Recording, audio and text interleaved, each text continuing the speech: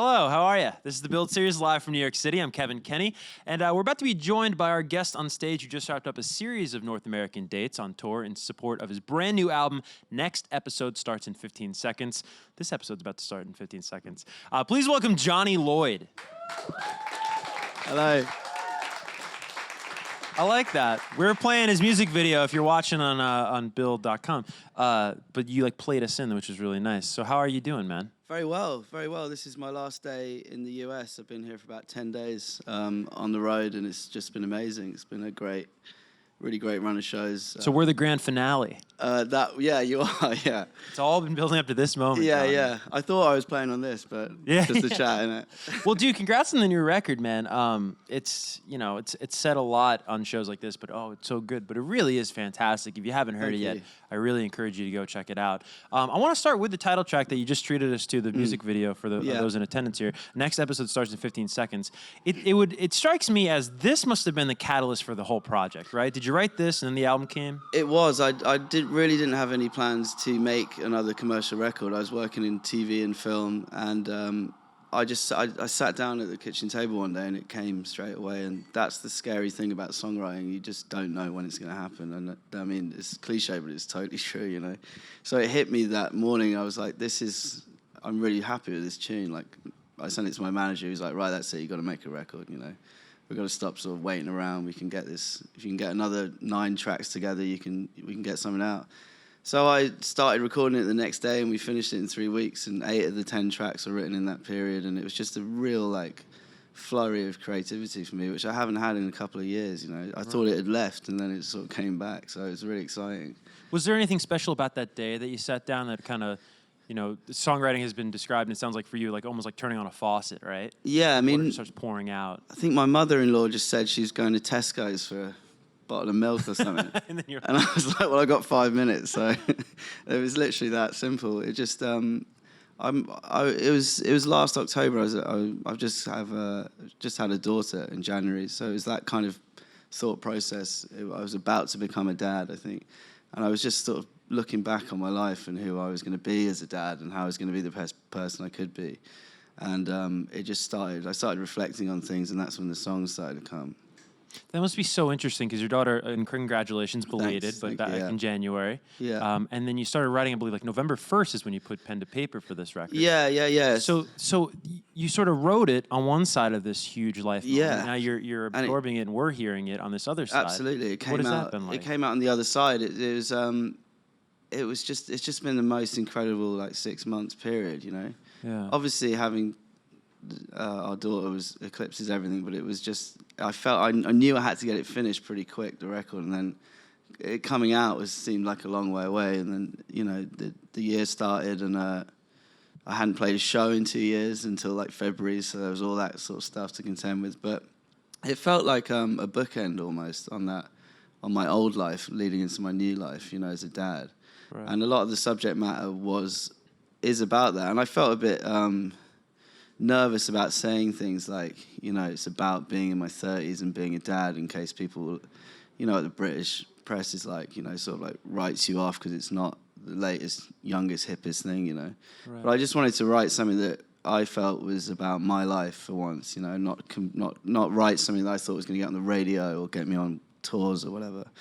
So it was the first time in my life I'd written something really personal.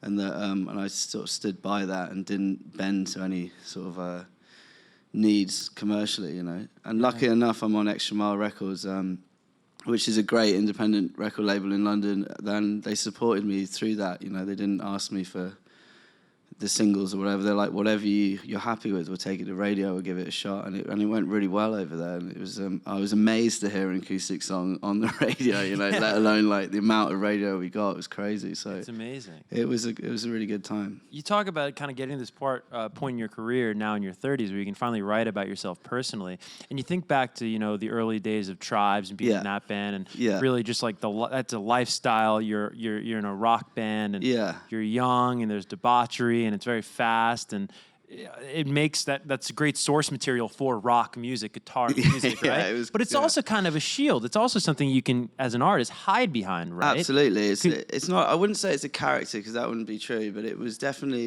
in Tribes. It was it was very fast and it was pretty crazy for a long time. And I think you can just be that, you know, but I think as you get closer to 30, it's harder to be that guy because there's 10 guys behind you who can do it better, you know, who can like go out all night and play 10 shows in a row or whatever. So I just felt like I'm not that anymore, and I wouldn't want to pretend to be that. And it was time for me to sort of find out what the next phase of my life was going to be musically, you know, and that wasn't with an electric guitar anymore or with a really loud rock band, you know. It was kind of like it was me against myself trying to write better songs, essentially, and that's what I'm all about now. How do you realize now, of course, you know, hindsight always being 20/20, you realize that's what it was. It was a shield. It was something to hide behind. But how do you realize the party's proverbially over, right? How do you realize that you're not that person anymore? Do you see somebody younger doing it better? Does somebody come to you and say, "Hey, man, this, you know, the time has passed"? What is that moment? It's hard to put your finger on it. You know, it's kind of with anything, you know. And I don't want to get too much into, but you know, like with alcohol and stuff like that, there is a time and a place in your life for that, you know. And I think I sort of, after Tribes, I carried it on a little bit, and then I was like, you know what, like this is not going to serve my purpose. I'm not going to get better or grow as a person if I carry on like this, you know. And I met my girlfriend, and everything changed, you know. It's just kind of, you just sort of grow up a bit and you grow out of it. And also, musically, like, I wasn't going to make anything new, I don't think, or new to what I was looking for. To my capabilities, I wasn't going to make anything new if I didn't sort of like have a new degree of focus towards it, you know. Right. And I'm on a label with Frank Turner, and that's been a big inspiration to me, you know, his work ethic and how focused he is making his records and that kind of stuff has been a real sort of eye-opener. So yeah, it's a new stage, and it's a more focused one for me. Right, and it's the first time, if I have my facts correct, it's the first completely sober record you've made as an artist. Yeah. Now you've said in past interviews that you feel that substances, whether it's drugs or alcohol, it doesn't accentuate or benefit the creative process, and I think that's contrary to what a lot of artists will tell you. Because, and I don't create art, but I'd imagine even at a surface level, it lowers your inhibitions and it allows you to explore ideas maybe you wouldn't be if you were sober. But how did it affect you? Because obviously you feel like it was a detriment. Yeah, I think it is a detriment. I've never seen an example where it hasn't been, really. And I think like most of the sort of 60s, 70s stories you hear are not true. You know, it's like, right. You know, all the Tribe stuff I write sober, but if you're hammered in the studio, it's not going to help anything, you know? Right. So I do believe that, and I think just in my experience, I've never seen any of the bands in London been positively affected by alcohol and drugs. You know, right. It's like it's always the same outcome. Would you say the past is your greatest source of inspiration? Because I think about this record, and it so beautifully examines what you've been through. And then I think about my favorite songs of yours from Tribes, and it does the very same thing. Yeah, there's a nostalgic element to Tribes, definitely. I was looking back on a sort of idealistic like view of my adolescent years, I think, and a sort of and an idea of what the future might be, but I think with this, yeah, I do draw on the past. It's what I have. I mean, I'm hoping there's elements of this that look a little bit more to the future, but it is. I do draw in the past. Yeah, I've always had a nostalgic edge to the music. That's kind of what turns me on melodically as well. To have that sort of feeling of like longing, and I like to hear that in music. And I think I was such a big Kinks fan when I was younger. I sort of adopted a lot of those melodic templates, you know, and sort of ran with it. Right. What draws you to the nostalgia as an artist? I don't know, really. I think something draws me in, like with all art, when I'm looking at a photograph or watching a film, I love the idea of nostalgia. I always have. I've never really, you're the first person who's asked me that, so I can't answer it. But you gotta think of it. I don't know. It's stylistically something that I've always enjoyed, I think. Whether it's, you know, watching Home Alone to, you know, listening to the Beatles, it's something I've always looked back to. Yeah. I mean, to say that this is a record, an album about a journey, I think would be an understatement. And I wanted to talk about that journey and use a Tribes lyric to sort of bridge a gap that at least I see here. Right. And it's funny, I used to work at a liquor store when I was about 19 years old. And I don't know if anybody here or anybody watching at home has ever worked a job where, like, you know, you get there and literally you check your watch every 5 minutes. Oh my God, am I done? Am I done? When am I shifting on? You know, when's lunch? When's lunch? And it's really a testament how great music is, and the gift of music is how it really, if you listen to it even at a job you hate, you can escape to another place.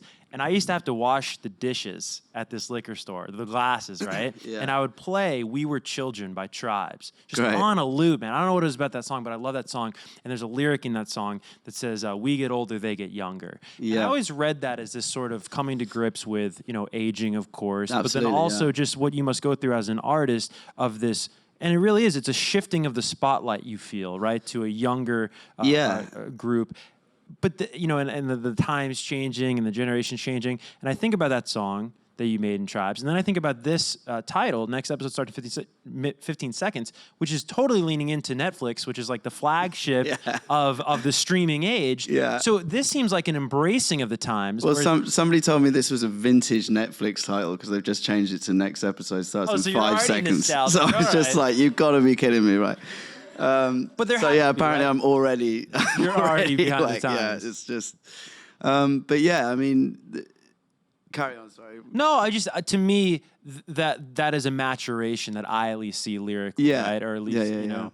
I think with the we get older, they get younger idea was it's a competitive industry like rock and roll in the UK.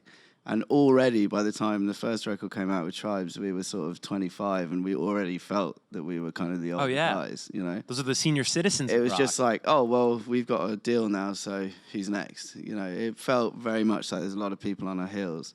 I don't feel like I'm in any way near that category anymore. I don't feel like, I don't look to my peers like I used to. I think it was quite unhealthy for me, so I've just kind of struck out. And I'm looking forward to the next episode in my life as opposed to, you know, what everyone else is doing. How liberating is that as an artist, right? Massively. Right? Like, it's so liberating. And like 30, I think, is seen by a lot of young people as like a death. Yeah. Right? Yeah, but then what you definitely. don't realize is really like heaven on the other side, right? Yeah. Because now you're not being compared to any, you know, new young up-and-comer. It's really... Yeah, and that's the beginning of it all. For whatever reason, it opened up the radio in the UK because it's like I'm not playing... to, you know, I'm not competing with really shit hot new bands. You know, I'm not on the indie playlist. I'm on an acoustic playlist, which is just completely like open door. So totally, it's been a better ride for me. And yeah, I think there's something in art, and definitely a commercialization of art, where you always look at other people and what they're doing and like saying like, oh, this person's got like 100,000 followers, and God, I'll never get that. And it's just all bollocks, you know. It just doesn't mean anything. It's like you are against yourself essentially, and you can achieve anything you want, but it's just it's you deciding that. And I think as soon as I realized that, I stopped sort of, you know, calling my musician friends and saying like, oh, did you get that tour or whatever the hell we used to talk about? And now it's like, you know, I just focus on my own journey and like when I'm writing. Yeah. It's beautiful, man. The idea of home is something that I've seen you talk about and probably draw a lot of inspiration from throughout your career. Yeah. And if you wouldn't kill me, I'm going to bring up another Tribe song. Yeah. Called Corner of an English Field. Yeah. And that's a song that I think so beautifully articulates just this thing that we all go through, you know, predominantly in our 20s, right? Where home turns into a place that used to be home, and now it's just a place you grew up, right? Yeah. And then you're left as an adult now, a young adult, to find your own new home. Yeah. Right? On this record, you have a song called Rich and Poor. Yeah. And you sing in that song, I'm Coming Home. So what is this new home that you found? Well, it's my girlfriend and my daughter, you know. It's like I didn't feel, and my two step kids, I didn't feel like I was very just sort of freewheeling before that in this sort of cliched sense. I didn't feel like I had any roots, definitely in my 20s. And it took Billy to sort of like censor me and say, you know, like this is where we're going to live, and like this is sort of, there's a life outside yourself essentially, you know, because there's just a massive like link between just sort of, you know, constantly pursuing yourself and your own career and just like feeling lost. The two things just come in completely hand in hand, you know. It's like if you're only like thinking about your own personal gain the whole time, which I was definitely in my 20s, I didn't leave any room for anything else, like love or like just being happy or just looking after my sort of mental health, you know. Instead, it was just like just kicking the doors down, trying to get forward into whatever. And I've slowly realized that it's the journey, it's not the destination, you know. It's just like, and that, I think that with Extra Mile Records, they were like, we are not about getting you to Wembley, we're about like the ride of this whole process. And like being an artist isn't about a finale, you know. It's not about your final show that's in 30, 40 years if I live that long. It's like, it's about the road that you're on and day by day what you're achieving and like how you feel creatively. Right. There was a time not too long ago where you actually were considering kind of putting a stop to everything. Yeah. And I'm curious, for you as an artist, what initial desire when you started doing all of this was satisfied, where you were in a place at that point in your life where you said you could stop? I just sort of, I didn't know how I would continue like in music, you know. So I was working a lot for TV and film, and I was scoring, and I was just working in LA and London, and I didn't see a way back into it, you know. And I think I was overthinking it again. I was comparing myself to other people, and I was looking at, you know, what they were doing and the opportunities they were getting. I was like, oh, I'll never get that again. Like, maybe I've just had a good run. Right. And then I just, one day, it just turned off in my head, and I was like, I love doing this, so I'm just going to do it. And I still have my record deals in place, so I just went for it. Right. I'm really glad I did, you know. I've never been happier in the last few months, sort of, in my career. You were nice enough to stop by our, I guess you could call it the sister show over in London, Build London, recently. Yes, I did, yeah. And they let you off the hook on this question, but I'm not going to let you off the hook here in New York. Right. You've both written for yourself and for other people, and you've said that there are certain songs you gave away you wish you kept, and then vice versa, which I thought was really cool and honest of you, where there's songs you kept you wish you gave away. So give me just one example of both. All right, there's a song on a movie called My Friend Dharma. Do you know that film? I don't know. It's about Jeffrey Dahmer, the serial killer. Somebody, you guys know it, right? I didn't know. Just to be clear about this, I didn't like seek out that subject matter for my music.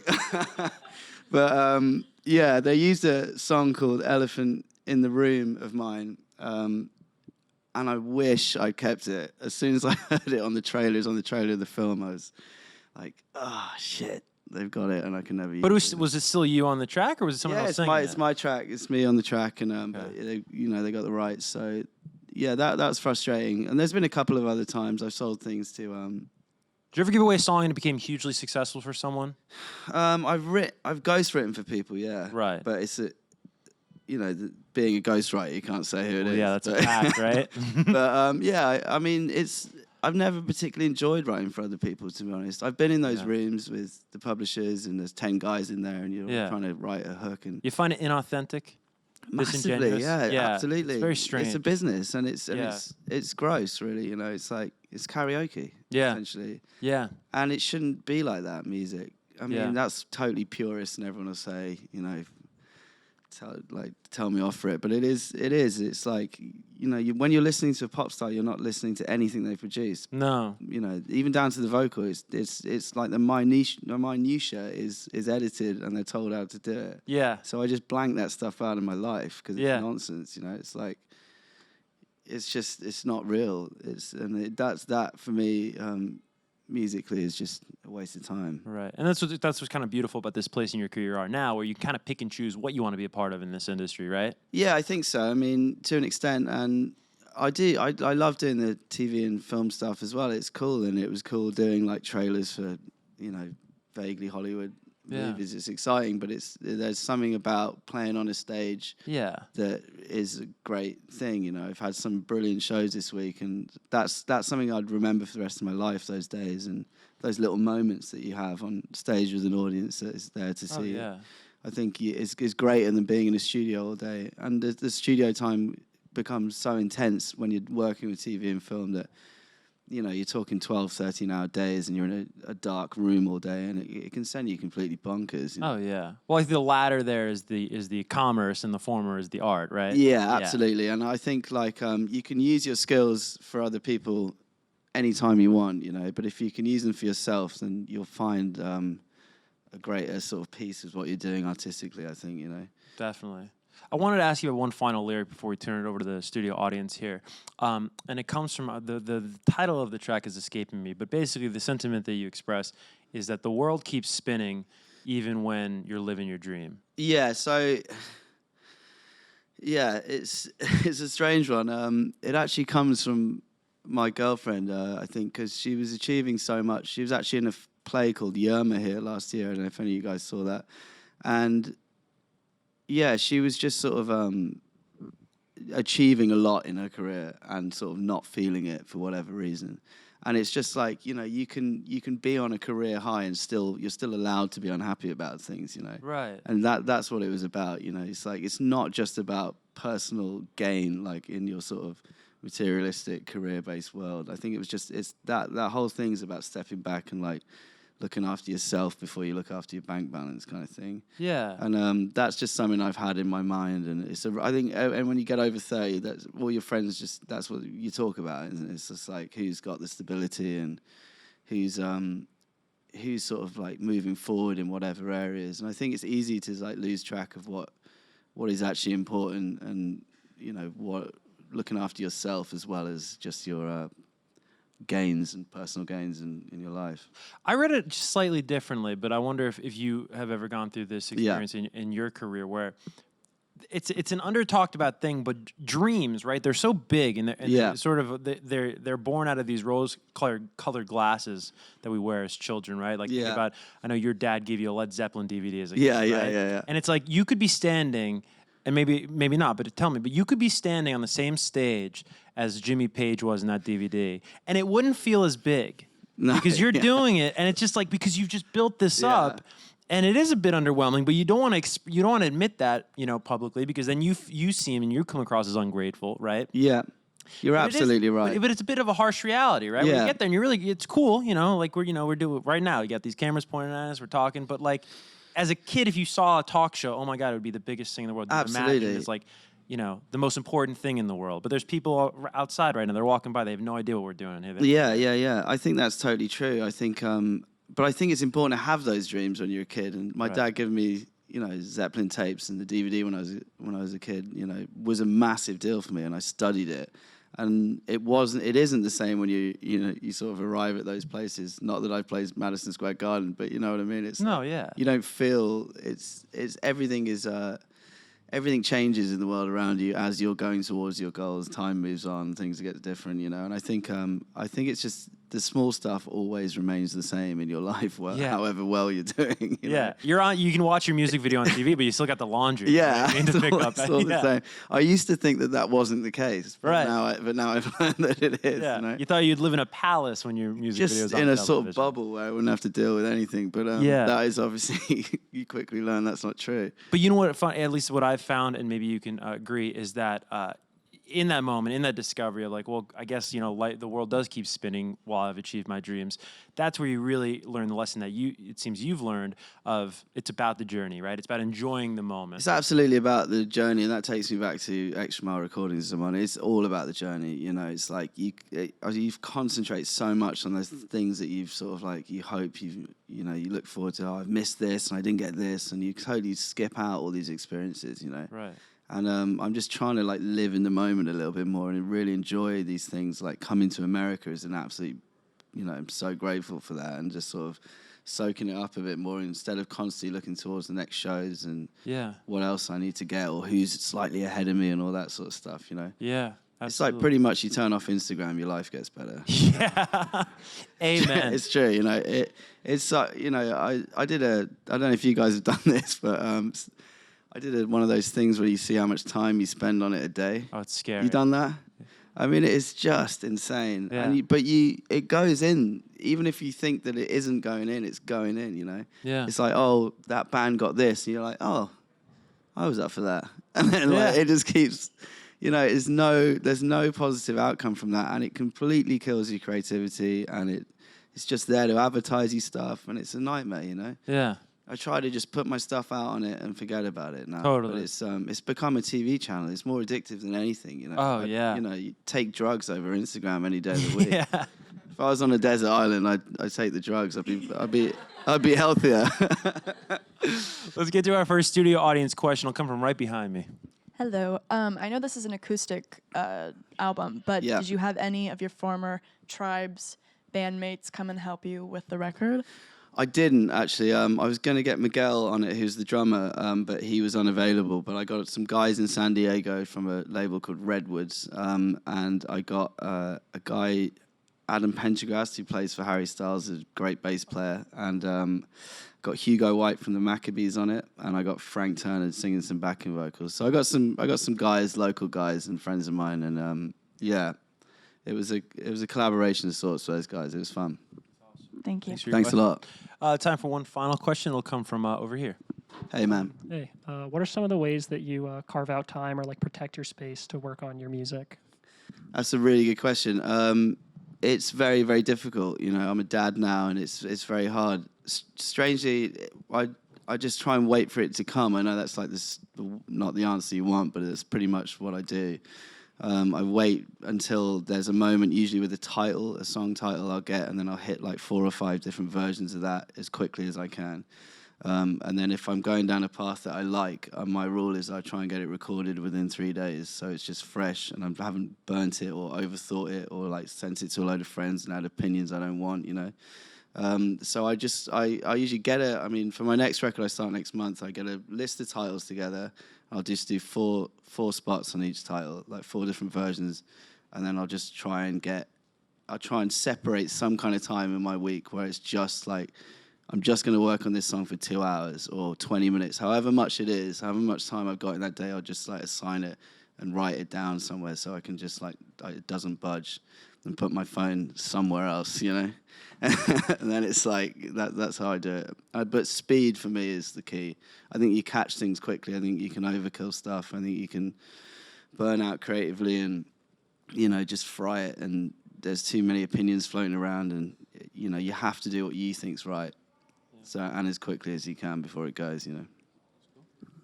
Great question. That's all the time we have today, Johnny, but thank you so much. Thanks so much. Enjoyed it, man. Of course, out. We got a lot to look forward to. It sounds like you're going to start working on something new next month. Yeah, I've got another record coming out in May next year, so I start recording that, and then I'm on tour in the UK September to December, and then I'm back out here next March, April for a load of shows. So, that's awesome. And I know you hate the thing, but do you have a social media handle we can let people know about? I do, yeah, I do.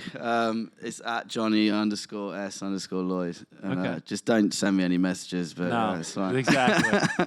Don't even follow him, though. Just don't even follow me. All right, thank you so encourage much me. to Johnny Lloyd, everybody.